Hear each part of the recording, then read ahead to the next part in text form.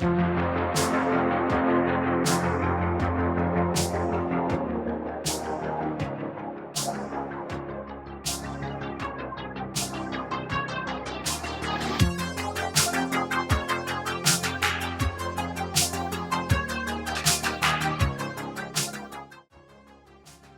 to another episode of Contra Mundum. I am CJ Engel, one of the co-hosts here, and I have with me today the great Pastor Andrew Isker, who usually introduces the show, but now it's my turn to ask him, how is he? And Andrew, how was your week?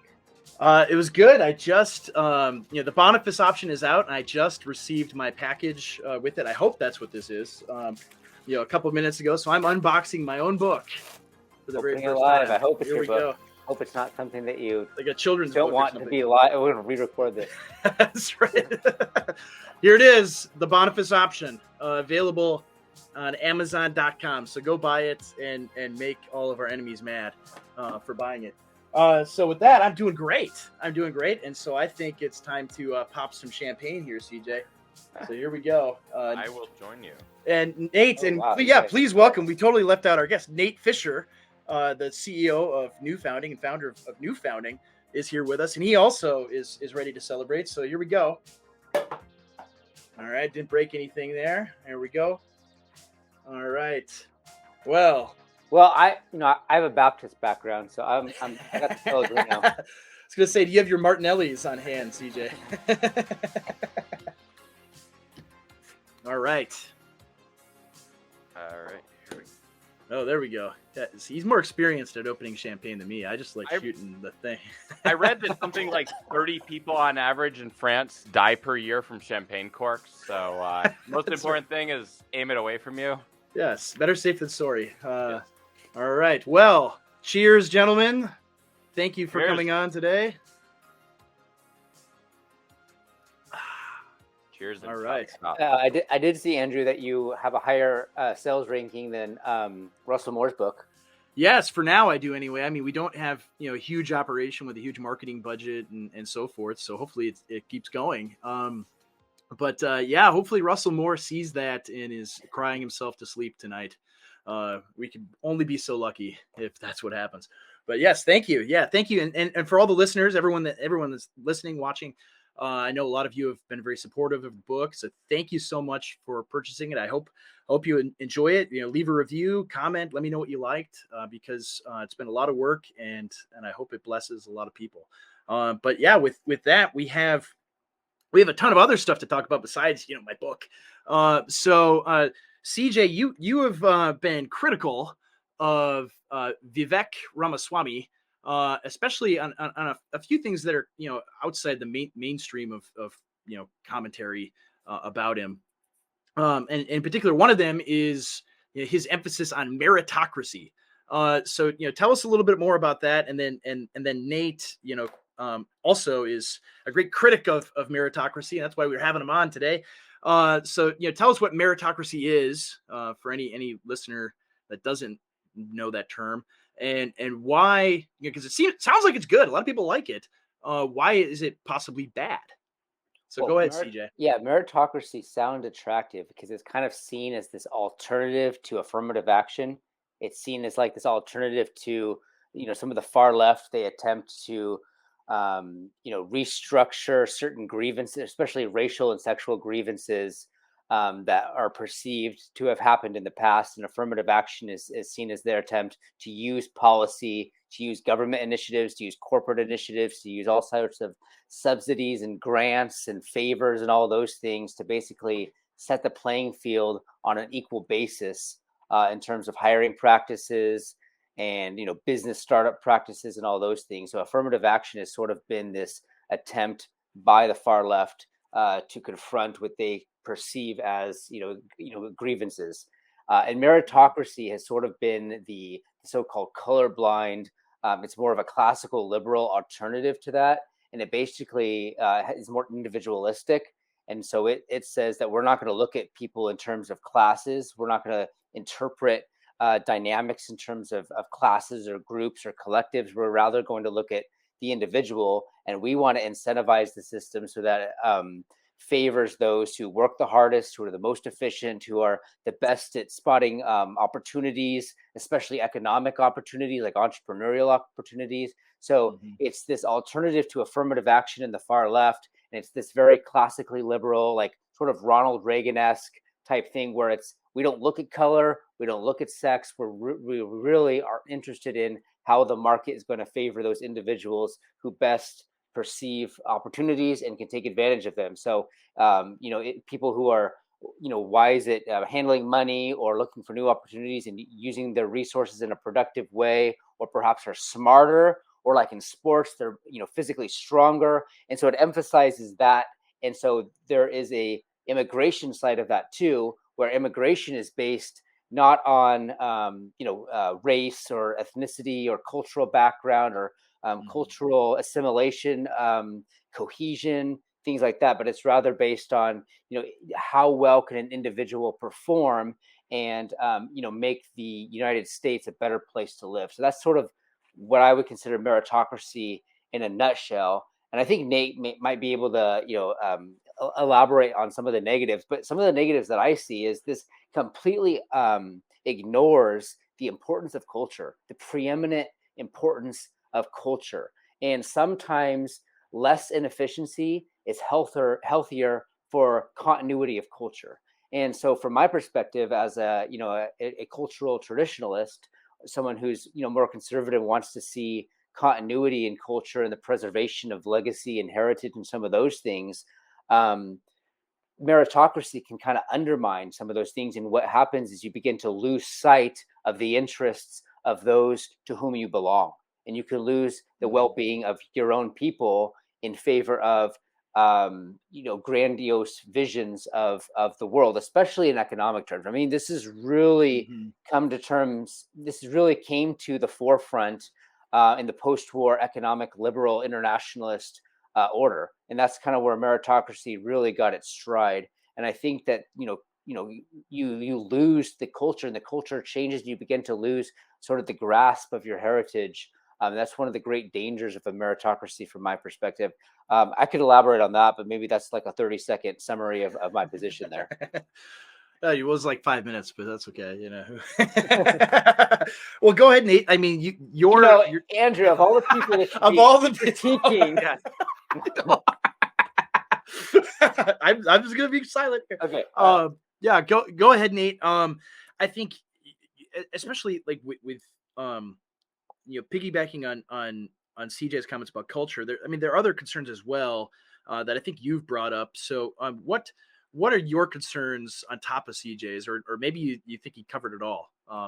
So I think CJ's are great. I would say the angle I'm coming from in my critique is different and complementary to that, and they probably relate in similar ways. But fundamentally, my critique is not even the liberal side of meritocracy, classical liberal side, but it's actually the technocratic side. And maybe those two, I don't know the necessary relationship between those doctrines, but to me, I would emphasize, I'm a big fan of merit, right? I want people with very high merit in many domains. I want people with merit flying my airplanes. I want people with merit. I want the best people doing my brain surgery. All of that, merit's great. I'm really emphasizing the ocracy side, the fact that it's a doctrine that elevates those of the most merit to rule. And it sort of says it's by right, we should be run by those people, rather than like we as a society decide what types of roles merit really is the top priority and what types it's not, which I think is a prudential calculus. Certainly, again, our culture, and this is actually relevant, continuity of culture matters. Our culture is a culture that has historically placed a high value on capability and competence in many domains. So it's fully within our culture to many places say we want to place very high standards of merit there, but recognize that that's not a universal ideal, and elevating that to a universal ideal radically shifts how you look at the world, and ultimately I think results in a lot of destructive things. So I view first off, I would say merit itself is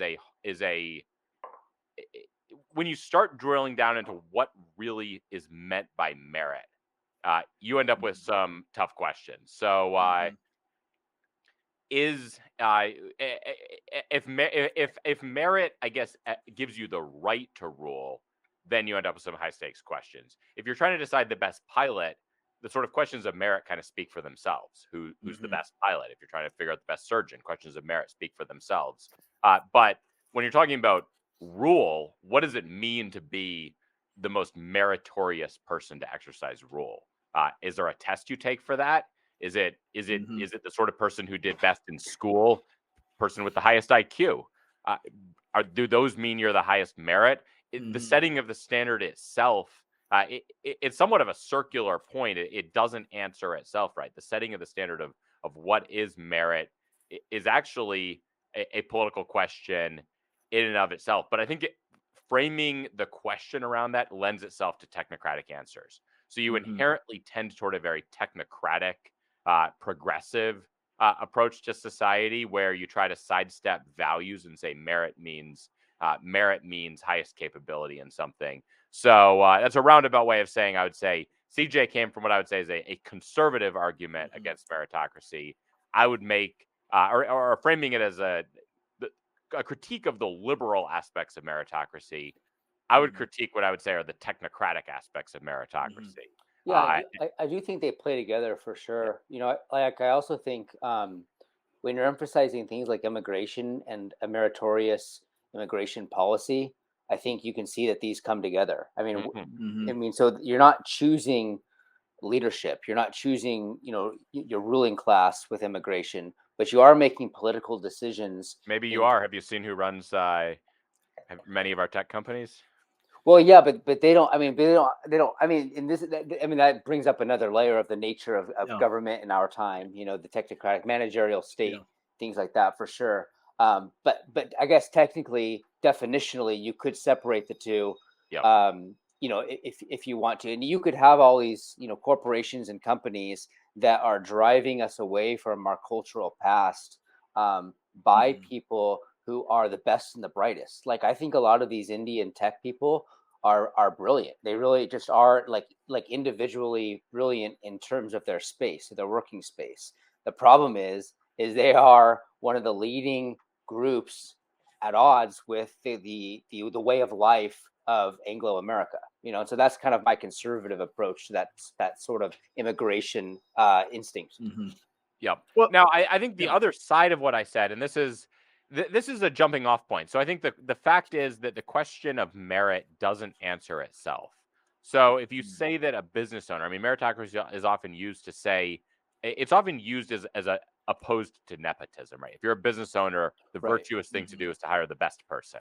The sort of parochial, small-minded thing to do is to hire your son or whatever. Well, first off, you're presuming to tell the business owner what constitutes merit in his business. And who are you to do that? Who are you to tell him what should even matter?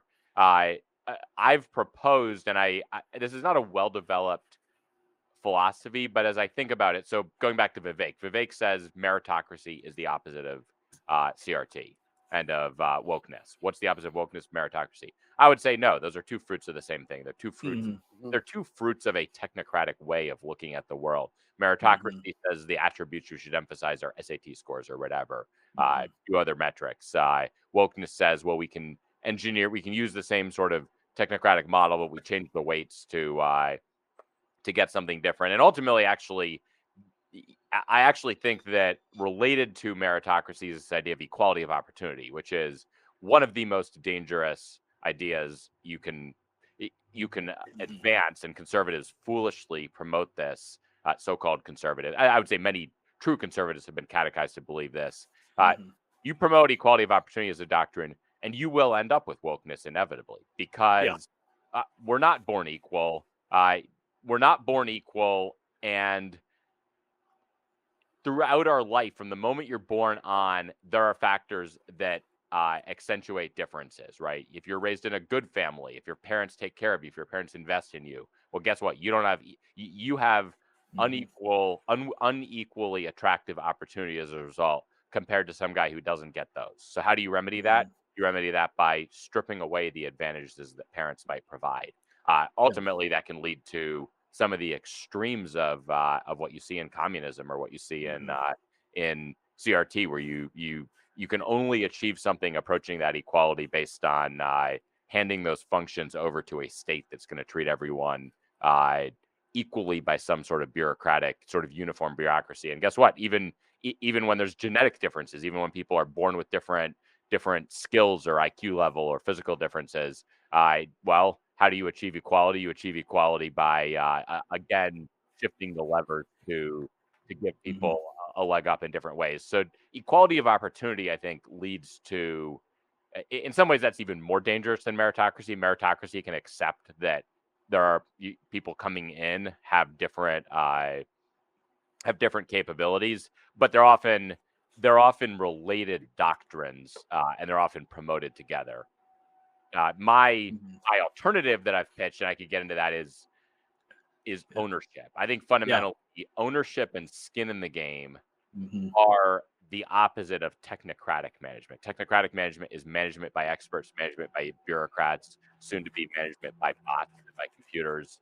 No ownership in there. There's no skin in the game. Those people are almost by nature insulated from that. So the opposite to me is that businessman makes a decision on the basis of what he wants to do with his company. He decides that his son is the guy who he wants to put there.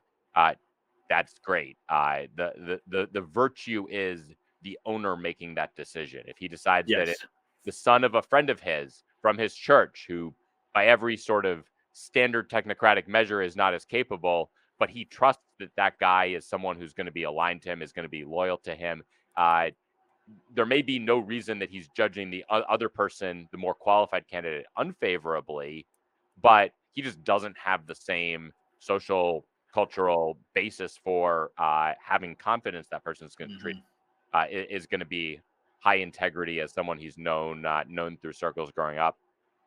It's virtuous for him to make the decision that is best given the sort of range of factors that he has. He's the owner. He bears the upside and the downside from that. And I think that's a very American, that idea that it's not necessarily sort of inherently aristocratic or anything, the way some conservative doctrines are. I think it fits very well with the American idea, but it's one that is it's deeply grounded in tying ownership and responsibility really in a way that I think creates an antithesis of the progressive technocratic managerial regime. Yeah, absolutely. I mean, because there, like you said, the system of value of meritocracy is imposed from the outside, where it's saying we have the metrics to determine who merits employment or who merits whatever. And you're going to follow those, rather than you make the own calculus yourself. And one of the calculations you have to make when you own a business, or when you do anything really, is trust, right? Can I trust this person? And there's no test you can have this person take. There's no SAT test or whatever to have them take to be able to say, okay, I can trust this person or not. And so that's a lot of it. How loyal are they going to be? Right. Is a huge question whenever you're hiring someone, or whenever you're going to find a job. Are these people going to be loyal to me or not? Or are they going to throw me out whenever they get the chance? And what meritocracy does in this very technocratic system is it makes it heartless. It makes it just a numbers game, where it's like, oh, all right. I mean, it's like what's happened to, I know Nate is a huge professional sports fan, and so is CJ. But it's what's happened to all pro sports leagues now. It used to be a lot different, but now it's very technocratic. It's everything is entered into these massive spreadsheets to figure out exactly the value of every single player, and through all of these little different metrics to be able to determine, is this guy 0.1% better? Is he going to give us 0.1% more wins than this other guy? And it takes, it destroys the game. It makes it into it strips society of its humanity. Yeah, it makes it soulless. Yeah, it does. And so it's the same kind of thing. It's like it's applying what's happened to baseball and football and basketball and hockey and everything else to all of society and saying, right, I'm not going to think about this person as a person. I'm thinking about him as a human resource, and to see, what kind of value I could strip out of him for me or my business, rather than the humanity of it, which is who, what is he like as a person? What is this person going to do? Is he going to be loyal to our company, be loyal to us and what we're doing? Are we going to be able to be, loyal to him and have this reciprocal, relationship and so forth? Like it takes that all away completely. And, like you said, like, it might be, I mean, I just look at it like, we've talked before about, Donald Trump's first term, and why he made the policy or personnel decisions that he made.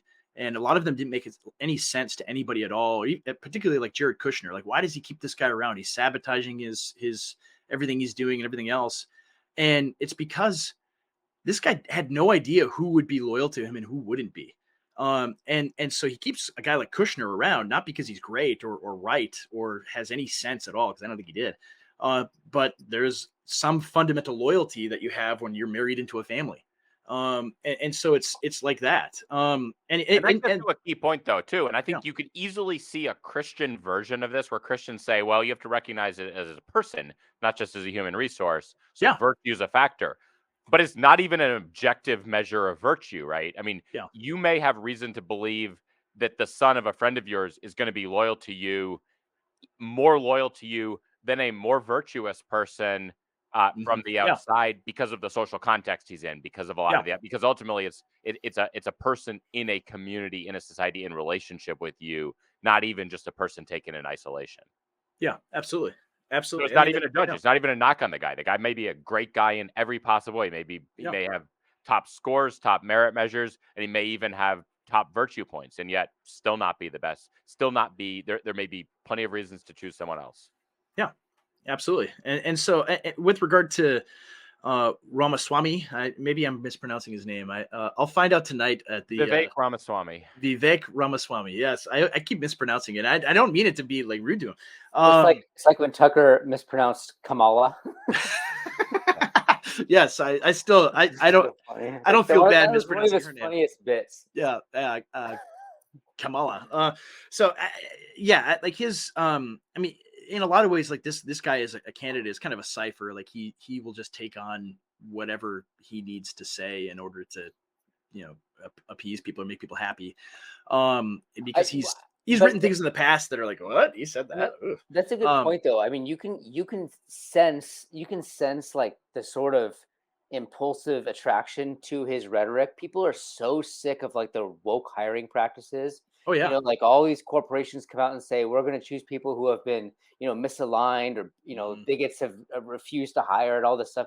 You can see where the support is of his ideas. Of course, it takes a couple of minutes to really think through it, to realize how dangerous it is.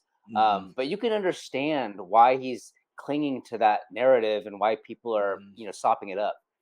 Oh, absolutely. I mean, the big thing that I noticed, and I think you guys both have written on or posted about, is him calling for like a 100% death tax and getting rid of inheritances and so forth. Where it's just like I look at that and I think like, I mean, that's classic meritocracy. Oh, it absolutely is. I don't know if he even called for that, right? I think he proposed about it as it, a hypothetical, but I think it was 59%. But what's interesting is he's gaming out the sort of theoretical implications of meritocracy. And even if he'd be, from a policy perspective, he'd be prudent enough not to take it there. What's interesting is he's smart enough and he's theoretical enough to recognize where the doctrine that he's embraced leads. Yeah. And many, many other people would talk about equality of opportunity, meritocracy, or whatever.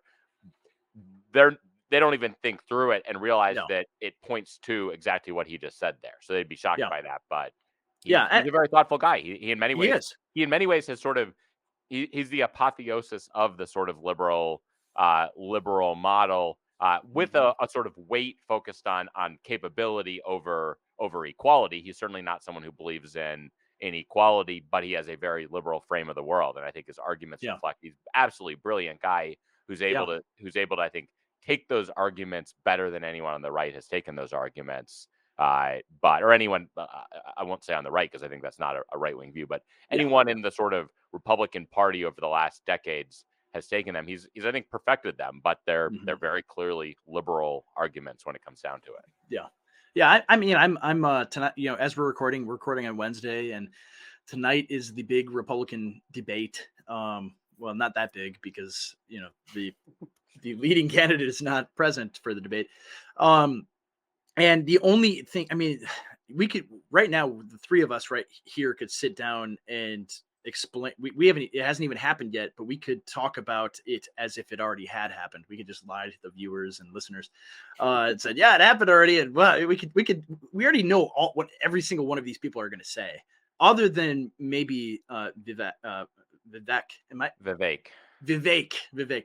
My apologies to Mr. Ramaswamy.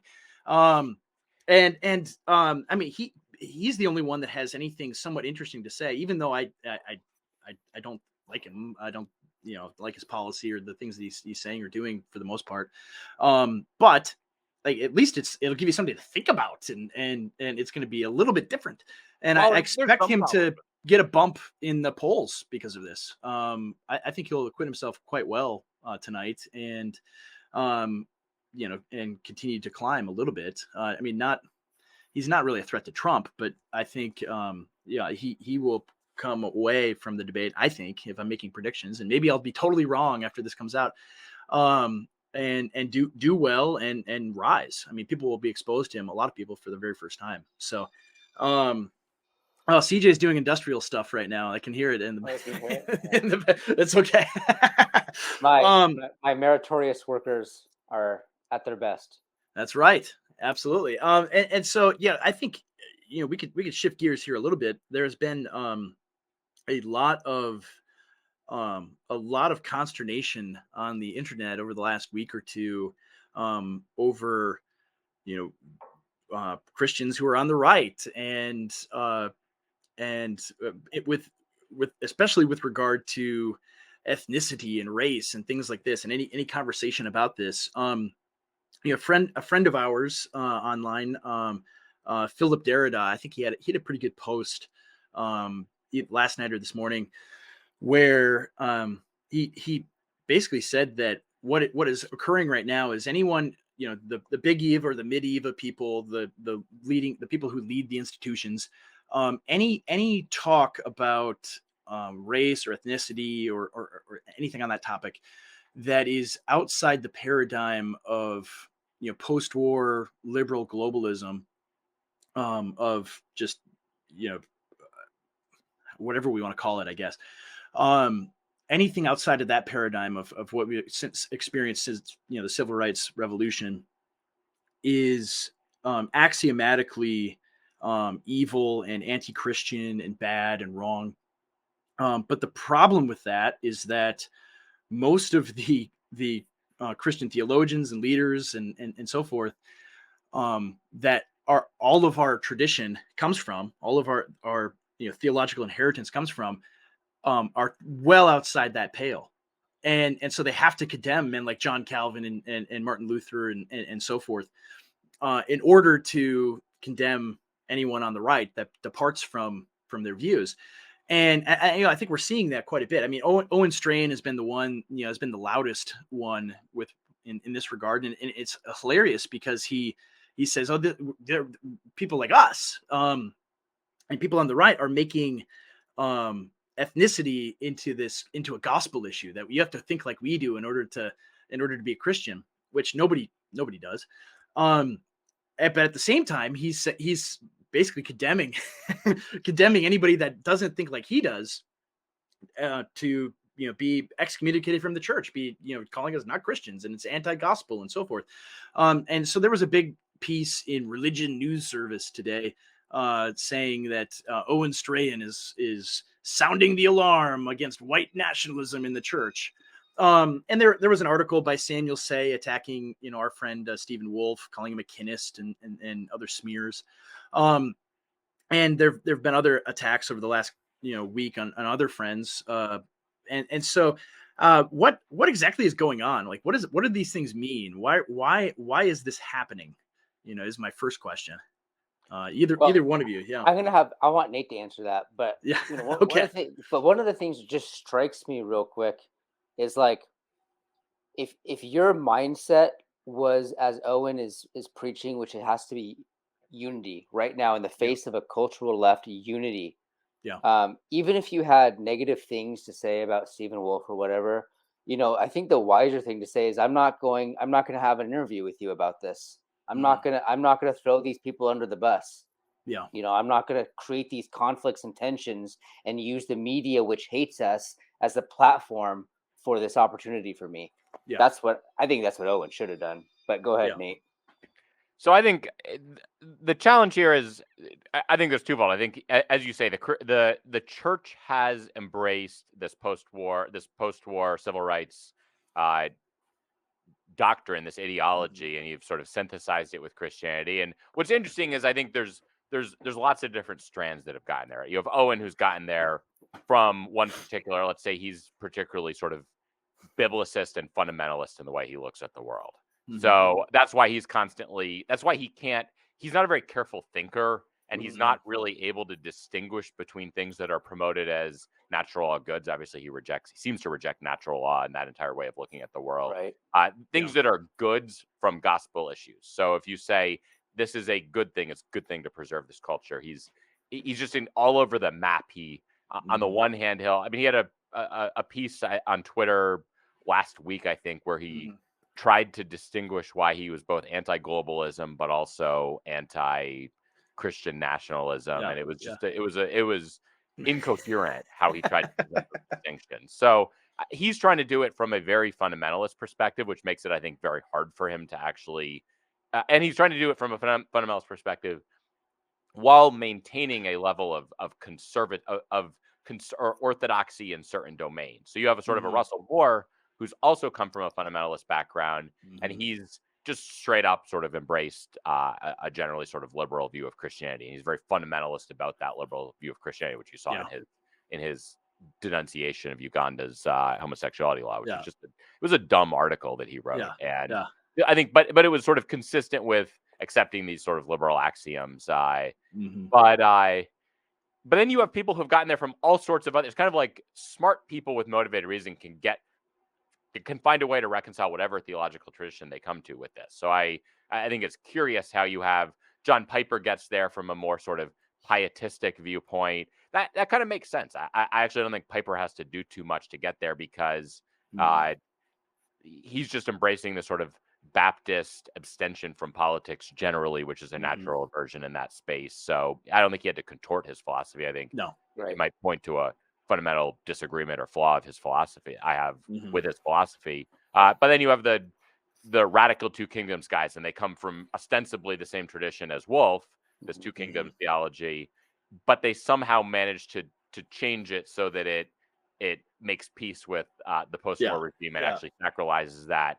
And then you have someone like Andrew Sandlin come there from a Tyrian theonomist approach, and he also, from a radically different tradition, gets to the exact same place, basically. I mean, how funny is that Sandlin and Van Drunen end up with basically the exact same view of how we need to approach politics? And then you end up with Keller, who gets there from a sort of a liberal Kuyperian view. And I would say Keller's, in some ways, I think Keller's framework is actually very, very good framework. But he applies it. I've made a comment that if you take Keller's view of how Christians should approach politics, and you just replace the city with the nation, you probably end up pretty close to Pat Buchanan. But he doesn't think it through that way. So he just, but because it's such a prudence-heavy viewpoint, so Keller's all about the prudence.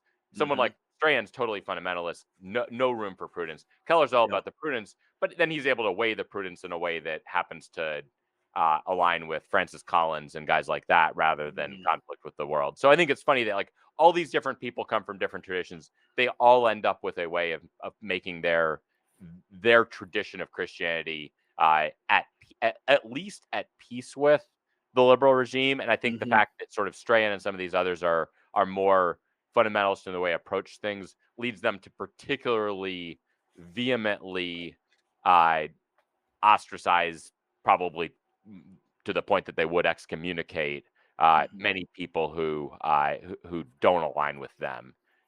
Even though the differences are actually differences in many ways built on goods that I wouldn't say are presented in any way as gospel issues. Oh yeah, absolutely, and it is hilarious. I mean, it is like the Predator handshake meme, with all these guys where they just all come in and it's crazy that they're able to, when you see it that way, when you frame it that way, accommodate the prevailing political and cultural power to fit this mold. I mean, it's wild. You can have, like you said, Theonomous and R2K guys, join hands in denouncing any threat to the regime from the right, within the church.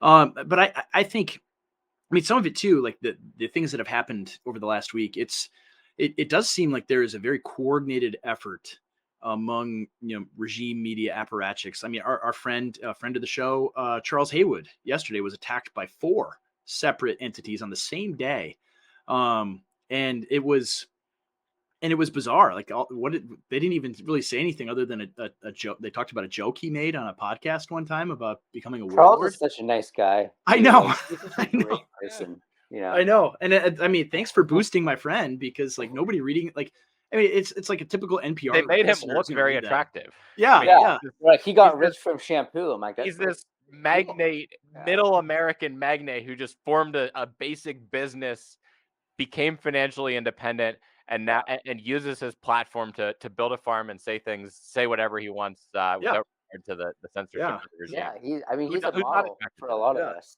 People should be doing the same thing. To Charles Haywood, CJ's doing the same thing right now. He is going to be the camper magnate he's going to be the camper Charles Haywood. Exactly. The warlord of Northern California. Yeah, with house prices, teardrop trailers are a great thing to do here in California. That's right. You have a great business. But it is wild though. I mean, and not to dig too deeply on the attacks that have happened against American Reformer and some of our friends and things that you're doing there, but Jake Midor had this long Twitter thread about raw egg nationalist, also a friend of ours, and just this shrieking screed about the things that he's done online and his magazine and things like that, accusing him of being a Nazi, and then accusing you guys of being a neo-Nazis and things like that. It's just absurd and bizarre. And of course it's taken up, guys like Rod Dreher and who else? The big fat guy at National was I got to be more specific. Jonah Goldberg tweets about it, and all these people they're losing their minds over it. But I mean, all these things, it seems like it's coordinated. I don't know, maybe. But it seems like these people understand that a resurgent rightism among Christians is a very acute threat to the regime. I mean, it's something we've said often, and I think it's the proof is in the pudding. Like, they wouldn't be doing this stuff, saying these things, losing their mind like they are, unless they felt very threatened by it. I mean, I think Wolf's book was a major shot across the bow, and like I've read the whole thing. I CJ I think has too. I don't know if you have, Nate, but it is just basic Protestant political theory that he's espousing. There's nothing all that radical in what he's saying, at least from a theological and doctrinal perspective at all. No, nothing new at all. He's just recovering, Protestant political tradition, and these people are losing their minds over it. And so I don't know. I mean, do you agree with me? Do you think that they're scared and threatened by anti-regime political theology making its way into the church? So I think there's a range of motives here. I mean, there's, starting with Jake Midor, I think Jake is a sort of bizarrely obsessive. He's obsessed with us in a weird way. I think the guy is, I mean, first off, the guy is, he's just a creepy guy. If you look at him, like, I wouldn't let him within 10 feet of my kids. And you look at something, and I think there's a psychology. This actually ties to the, it's a point that we didn't make about the meritocracy, but so for the, I'm not well read in this domain, but for the Cotton Mather Fellowship for American Reformer, one of the central themes is Nietzsche and how Christianity enters Nietzsche. And I'm reading the book Resource, what is it? Ressentiment by Max Scheler. And what's fascinating is you see, I don't think for Jake it's even a fear, because I don't know what his allegiance is, but I think it's perfect. Every bit of his behavior is perfectly explained by this concept of ressentiment, and which is the French word that would be similar to resentment. And one of the points actually that Scheler makes, talking about Nietzsche's use of the term, is that a meritocracy particularly drives this resentment, where in a world where it's sort of accepted that there's different stations, a medieval world, for instance, there's not a lot of you don't have peasants resenting the different status of other people in society, whereas you create a meritocracy and you start to establish this sort of competition, and that drives that tends to drive this resentment by people who end up not doing as well. It's no longer accepted as sort of, I guess, fine or natural or fate or whatever, and it's now something that drives them to lash out and try to tear down and destroy those who are succeeding in ways that are not, those who have things that they don't have fundamentally. And so you look at that, and I would say for a lot of these people, particularly the sort of some of the rivals in the evangelical, I mean, Jake to a T, I think it's best described by that concept. Now, that plays very, very well into the hands of a regime that wants to, that sees this as sort of a growing center of energy and a growing threat. And you have people who are much more strategic about that, and they've essentially declared war on this. I think, recognizing that it is a sort of a virulent, viable alternative to liberalism.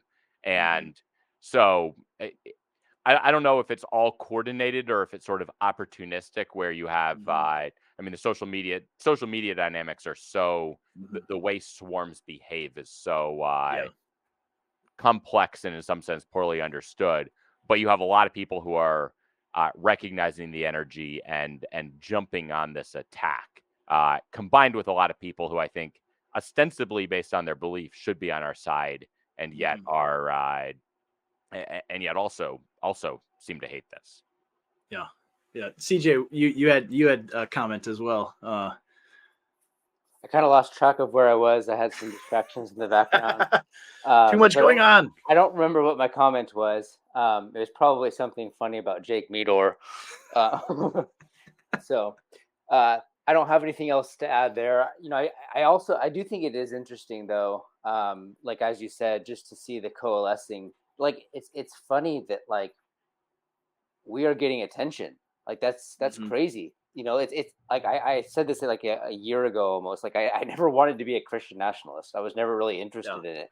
You know, Stephen Wolf's been using this phrase for years now, before the book was released. I've always appreciated his insights, but I never, wanted to be that. I always thought of myself as just a typical paleo conservative.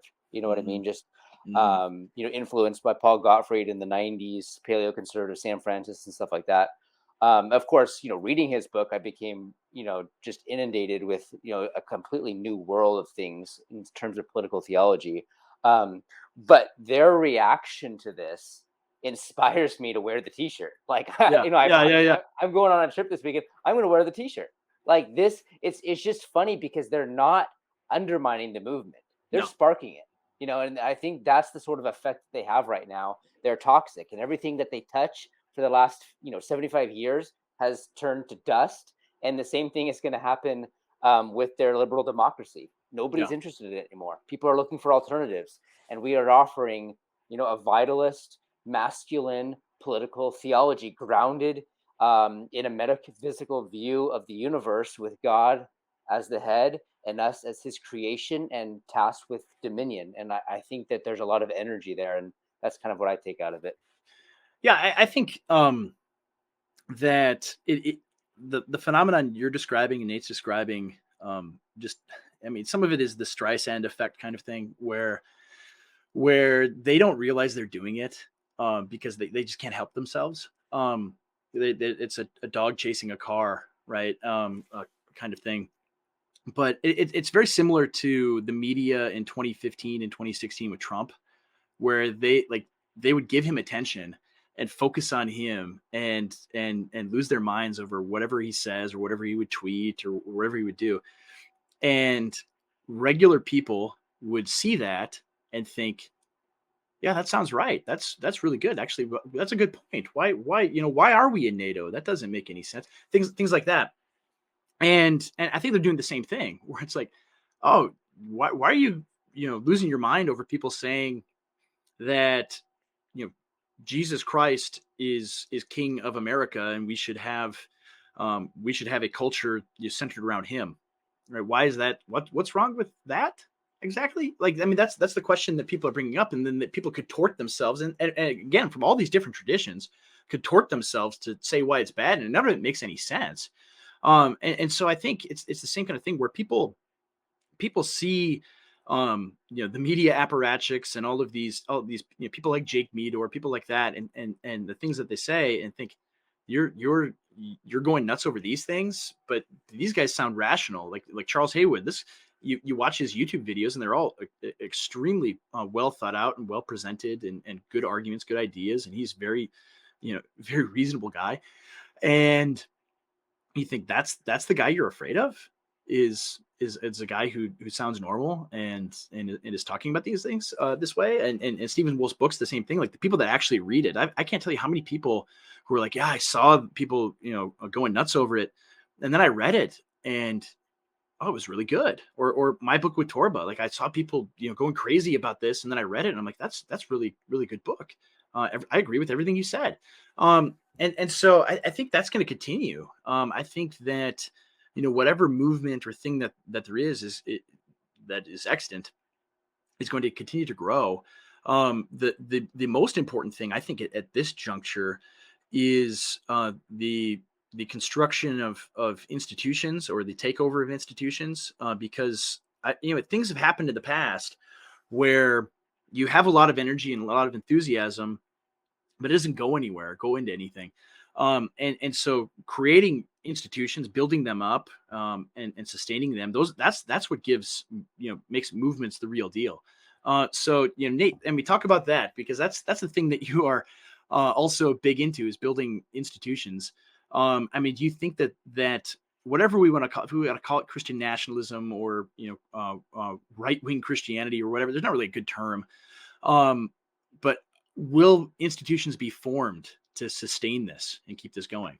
Yes, and that is exactly what we're doing. And again, the term, I think these things take time to work out. I think my understanding is even Christianity as a term wasn't necessarily widely adopted for quite a while afterward, many years or even decades after Christ's resurrection. But Josh Abbotoy, colleague of mine, he likes the new Christian right. I think Christian nationalism has pluses and minuses. Fundamentally, I think it's Christendom, right? We are pro-Christendom. We believe in a version that is not just a narrow gospel, but is actually a set of institutions that are oriented in this direction and anchored to this and shaped according to this. So this is what I'm doing in two domains, right? New Founding is doing this in the business and entrepreneurial world. American Reformer is doing this explicitly focused on the Protestant Christian world. In many ways, I see them as complementary. So actually, one of the interesting things is a lot of the critics criticize us for who we associate with in a business perspective. But if you think about it, many of these critics go work for Apple, which pays for people to cross state lines to get an abortion. So they've made peace with recognizing perfectly naturally, and I'm not going to judge a Christian for that. I think it's a prudential question who you do business with, and they made peace with that when it involves what everyone accepts are sort of the necessary compromises in our society of joining forces economically to work for the success of institutions that are very aligned with the regime. We are willing to work with a wide range of people, some Christian, some not Christian, to build an economic coalition that can challenge the totalitarian agenda of the dominant regime, and of often how that's actually applied most dangerously through economic means of oppression. So their threat to debank you, their threat to deplatform you, and I think likewise, I think the economic domain offers avenues to leverage disruptive technology in a way that could be rapidly. They could grow very rapidly as a movement. We have a lot of the energy needed to build the core nodes that leverage new network technology, just like it was deeply religious, profoundly dissatisfied people who were the first to come as communities and, in a sense, gain a sort of network effect power in the new world.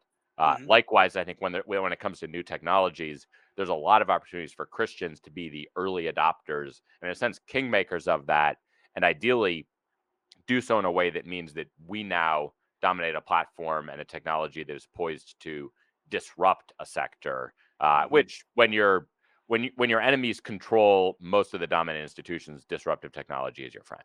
Anything that can reshuffle the deck, that can change the status quo is your friend. And if you're able to intentionally leverage that toward a particular vision, so there's a reasonable chance that the successor is actually reflecting our values, just as the Google algorithm today reflects a very different set of values.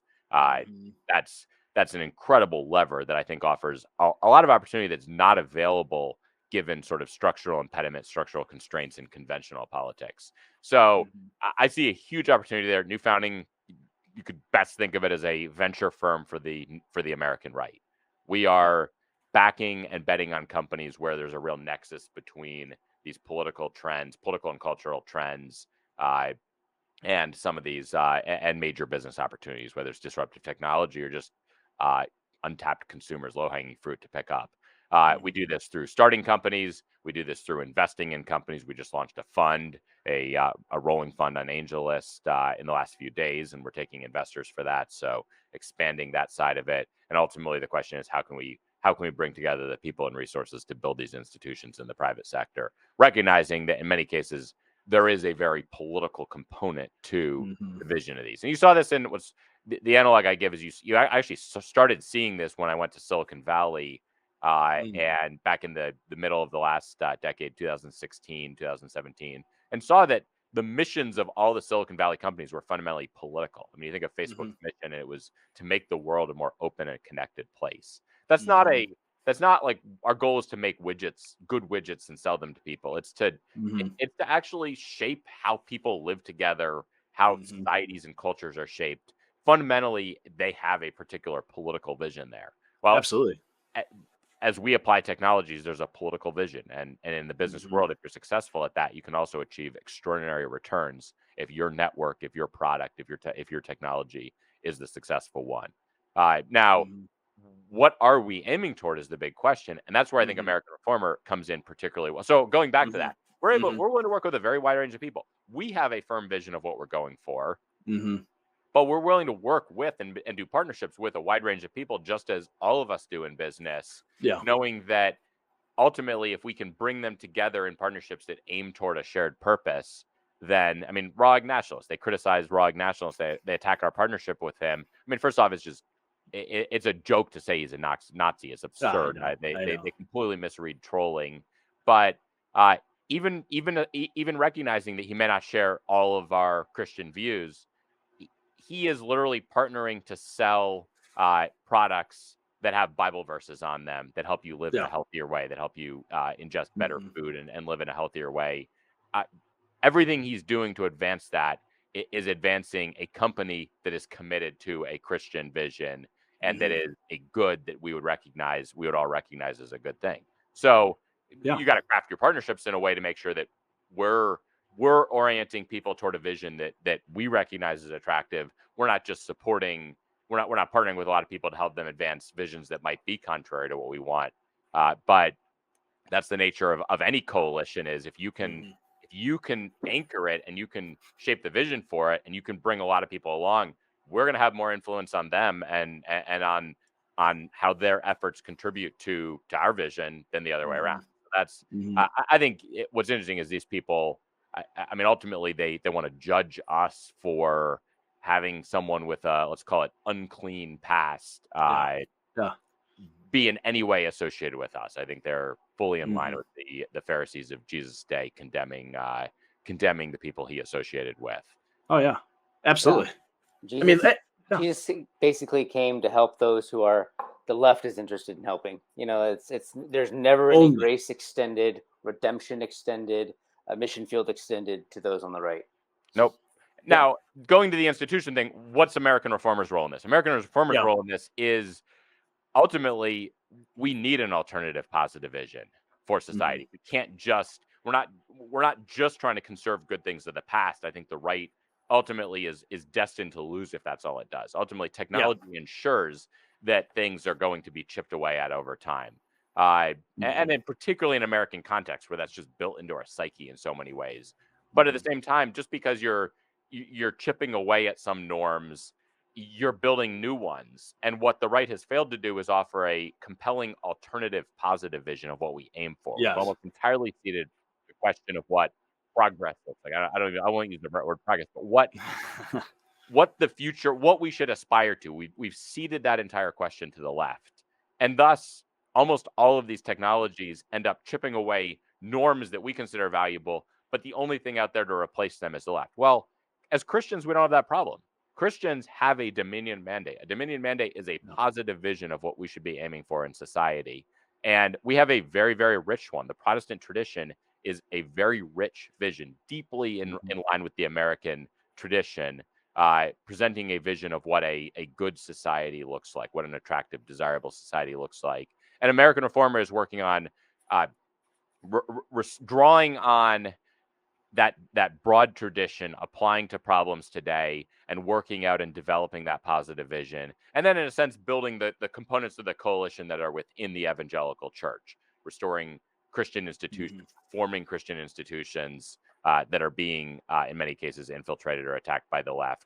And also just inspiring and organizing those who are drawn to this. So ultimately, I see American Reformer as shaping that anchor point, that vision. It's sort of the tip of the spear in terms of vision, or it's at least the sort of foundational components of that, the principles, the value, that anchor of truth.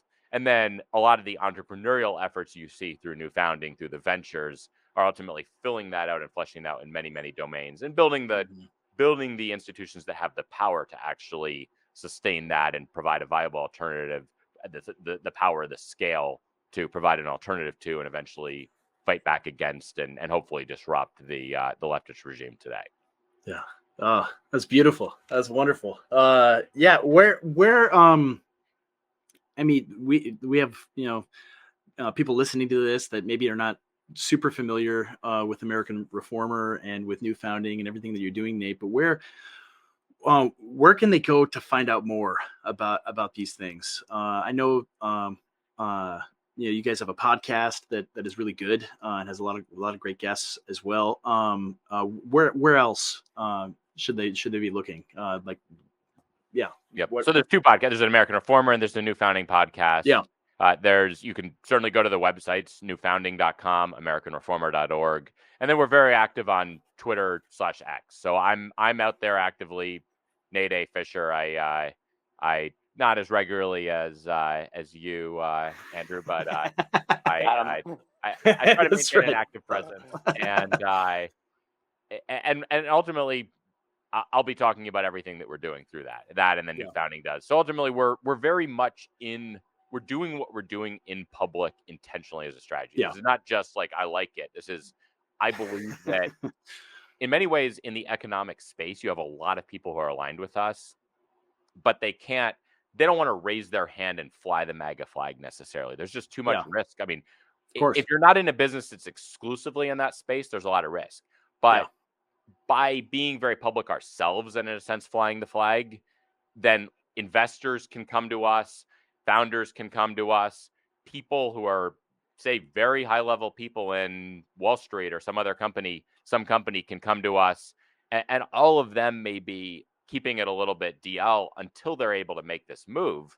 Or maybe it's prudent for them to keep it on the DL long term, but we're able to broker a lot of those matches. And so it's a very intentional strategy that I think media is a powerful amplifier. A media presence is a powerful amplifier for a business that ultimately is not a media business. It's actually about brokering high value, high trust connections, capital, et cetera, in the dissident space. Because the institutions, going back to the question of institutions, the institutions that would broker this don't serve us. They're all captured by our enemies.